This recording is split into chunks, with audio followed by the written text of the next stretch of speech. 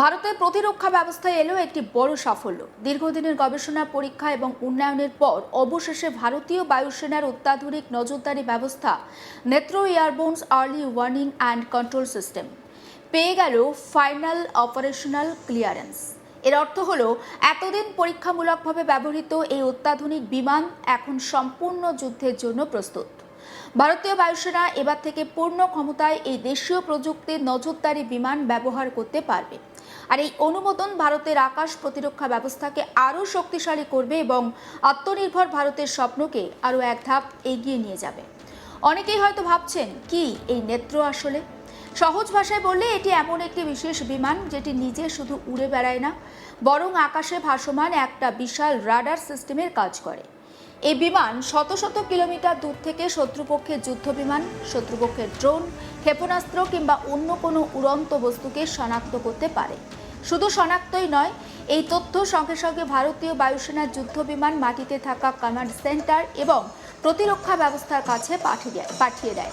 ফলে শত্রু আক্রমণ করার আগেই ভারত প্রস্তুতি নেওয়ার সুযোগ পায়। এই কারণেই নেত্রকে বলা হয় ভারতের আকাশের চোখ। একটি সাধারণ যুদ্ধবিমান যতটা দেখতে পারে, নেত্র তার থেকে বহুগুণ বেশি এলাকা একসঙ্গে নজরে রাখতে পারে। যেখানে সাধারণ রাডারের সীমাবদ্ধতা থাকে, সেখানে আকাশে ওড়া এই রাডার অনেক বেশি কার্যকর, কারণ এটি অনেক উঁচুতে ওড়ে। ফলে পাহাড়, ভবন কিংবা পৃথিবীর বাঁক তার নজরদারির পথে বাধা হয়ে দাঁড়াতে পারে না। আধুনিক যুদ্ধ শুধু বন্দুক বা মিসাইলের যুদ্ধ নয়, বর্তমান যুদ্ধ তথ্যের যুদ্ধ। আমরা জানি যে দেশ আগে শত্রুকে দেখতে পাবে, সেই দেশ যুদ্ধক্ষেত্রে একটা বড় সুবিধা পাবে। আর ঠিক এই কাজটাই করে নেত্র। বিশেষজ্ঞরা বলছেন, আধুনিক যুদ্ধে কয়েক মিনিট নয়, অনেক সময় কয়েক সেকেন্ডও খুব গুরুত্বপূর্ণ। শত্রুর বিমান যদি সীমান্তের দিকে এগিয়ে আসে, নেত্র অনেক আগেই সেটিকে শনাক্ত করে ফেলে। তারপর সেই তথ্য পৌঁছে যায় যুদ্ধবিমান, ক্ষেপণাস্ত্র প্রতিরক্ষা ব্যবস্থায় এবং কমান্ড সেন্টারে। ফলে দ্রুত সিদ্ধান্ত নেওয়া সম্ভব হয়। এই নেত্র তৈরি করেছে ভারতের প্রতিরক্ষা গবেষণা সংস্থা DRDO। তাদের বিশেষ গবেষণা কেন্দ্র সেন্টার ফর এয়ারবোর্ন সিস্টেমস বহু বছর ধরে এই প্রকল্পে কাজ করেছে। ভারতীয় বায়ুসেনাও শুরু থেকে এই প্রকল্পে সক্রিয়ভাবে অংশ নিয়েছে। অর্থাৎ এটি শুধু বিজ্ঞানীদের প্রকল্প ছিল না, এটি ছিল বিজ্ঞানী, প্রকৌশলী এবং ভারতীয় বায়ুসেনার যৌথ উদ্যোগ। নেত্র যাত্রা কিন্তু আজকের নয়, এর শুরু হয়েছিল প্রায় 2 দশকেরও বেশি আগে। 2004 সালে এই প্রকল্পের অনুমোদন দেওয়া হয়। তারপর শুরু হয় দীর্ঘ গবেষণা, নতুন প্রযুক্তি তৈরি করা হয়, একের পর এক পরীক্ষা চলে, অসংখ্য ট্রায়াল হয়। সব পরীক্ষায় সফল হওয়ার পর অবশেষে মিলেছে final operational clearance. Final operational clearance আসলে কি? খুব সহজ ভাষায় যদি আমি আপনাদেরকে বলি, কোনো সামরিক সরঞ্জাম তৈরি হওয়ার পর প্রথমে সেটিকে বিভিন্ন পরীক্ষার মধ্যে দিয়ে যেতে হয়। দেখা হয় সেটি বাস্তব পরিস্থিতিতে ঠিক কতটা কাজ করছে আর কতটা কাজ করছে না। বায়ুসেনা সেটি ব্যবহার করে, পরীক্ষা চালায় এবং বিভিন্ন আবহাওয়ায় পরীক্ষা করা হয়। দিন রাত যুদ্ধের অনুশীলনের সব জায়গায় তার কর্মক্ষমতা যাচাই করা হয়। সব পরীক্ষায় সফল হওয়ার পরে দেওয়া হয় ফাইনাল অপারেশনাল ক্লিয়ারেন্স। অর্থাৎ তখন সেটি পুরোপুরি যুদ্ধের জন্য প্রস্তুত বলে ঘোষণা করা হয়। সবথেকে মজার বিষয় হলো, ভারতীয় বায়ুসেনা কিন্তু এই অনুমোদন পাওয়ার আগেই নেত্রর উপর আস্থা রেখেছিল। ফাইনাল অপারেশনাল ক্লিয়ারেন্স পাওয়ার আগেই এই বিমানকে বিভিন্ন গুরুত্বপূর্ণ সামরিক অভিযানে ব্যবহার করা হয়েছে। বায়ুসেনার মতে সেটিই ছিল ভারতীয় বিজ্ঞানীদের ওপর তাদের আস্থার প্রমাণ। এখন প্রশ্ন হলো, কেন নেত্র এতটা গুরুত্বপূর্ণ?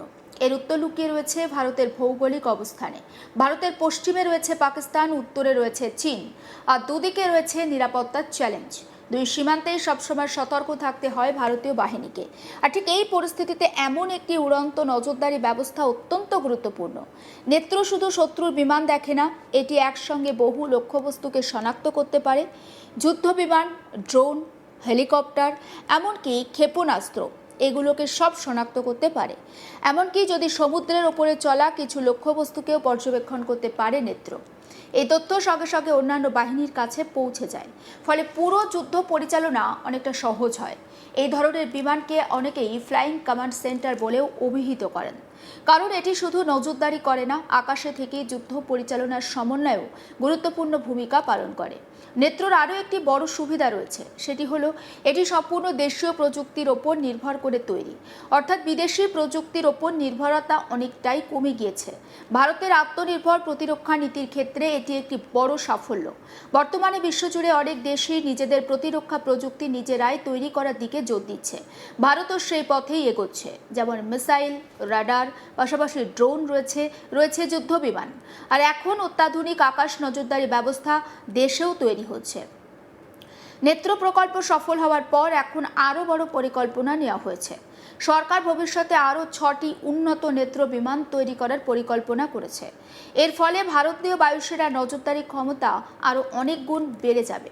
বিশেষজ্ঞরা বলছেন, শুধু একটি বা দুটি নজরদারি বিমান যথেষ্ট নয়। ভারতের মতো বিশাল দেশের জন্য একাধিক airborne early warning and control system বিমান প্রয়োজন রয়েছে, যাতে একই সময়ে বিভিন্ন সীমান্তে নজর রাখা যায়। আরও একটি বিষয় হলো গুরুত্বপূর্ণ, নেত্র এবং বড় airborne early warning and control system বিমান এক জিনিস নয়। দুটি কাজ কিছুটা হলেও আলাদা। নেত্র তুলনামূলক ছোট, কিন্তু দ্রুত মোতায়েন করা যায়। অন্যদিকে বড় airborne early warning and control system বিমানের নজরদারি পরিধি অনেকটা বিস্তৃত। ভারত ভবিষ্যতে এই দুই ধরনের ব্যবস্থাকে একসঙ্গে ব্যবহার করতে চায়, যাতে বহুস্তরীয় আকাশ নজরদারি ব্যবস্থা গড়ে তোলা যায়। বর্তমানে শুধু যুদ্ধ বিমান থাকলেই হয় না, তার আগে দরকার পড়ে শত্রুকে দেখা, শত্রুর গতিবিধি বোঝা, ঠিক সময়ের সতর্কবার্তা পৌঁছে দেওয়া। আর এই তিনটি কাজই নেত্র অত্যন্ত গুরুত্বপূর্ণভাবে করে। বায়ুসেনার কর্মকর্তারা জানিয়েছেন, এই প্রকল্পের সবথেকে বড় শক্তি ছিল বিজ্ঞানী, শিল্প সংস্থা এবং ভারতীয় বায়ুসেনার একসঙ্গে কাজ করা। সবাই মিলে এই প্রযুক্তিকে আরও উন্নত করেছেন। প্রতিটি পরীক্ষার পর নতুন পরিবর্তন আনা হচ্ছে। তার ফলে আজ এটি সম্পূর্ণ যুদ্ধ প্রস্তুত হয়েছে। প্রতিরক্ষা বিশেষজ্ঞরা বলছেন, ভবিষ্যতে যুদ্ধ হবে প্রযুক্তির যুদ্ধ। যে দেশে তথ্য সংগ্রহের ক্ষমতা বেশি, সেই দেশই এগিয়ে থাকবে। সে কারণেই নেত্রর মতো নজরদারি ব্যবস্থা শুধু একটি বিমান নয়, এটি ভারতের নিরাপত্তা ব্যবস্থার অন্যতম গুরুত্বপূর্ণ স্তম্ভ। সব মিলিয়ে বলা যায়, Netra airborne early warning and control সিস্টেমের ফাইনাল অপারেশনাল ক্লিয়ারেন্স শুধু একটি প্রযুক্তিগত সাফল্য নয়, এটি ভারতের প্রতিরক্ষা গবেষণা, দেশীয় প্রযুক্তি, আত্মনির্ভরতা এবং আধুনিক যুদ্ধ প্রস্তুতির এক বড় মাইলফলক। দীর্ঘ প্রায় 2 দশকের গবেষণা, হাজার হাজার ঘন্টার পরীক্ষা এবং অসংখ্য বিজ্ঞানী, প্রকৌশলী, বায়ুসেনা সদস্যদের পরিশ্রমের ফল আজ দেশের হাতে। আগামী দিনে আরও উন্নত সংস্করণ এবং আরও বেশি সংখ্যায় এই ধরনের নজরদারি বিমান ভারতীয় বায়ুসেনায় যোগ দেওয়া হলে দেশের আকাশ প্রতিরক্ষা ব্যবস্থা আরও শক্তিশালী হবে বলেই মনে করছেন প্রতিরক্ষা বিশেষজ্ঞরা।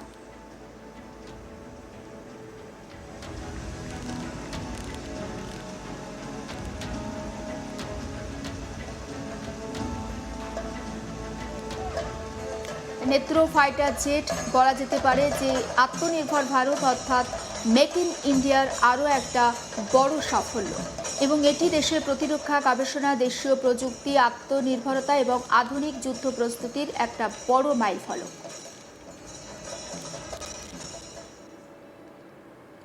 সমস্ত আপডেট পৌঁছে দেবো আপনাদের কাছে। নজর রাখুন আজ তাক বাংলায়, সাবস্ক্রাইব করতে ভুলবেন না।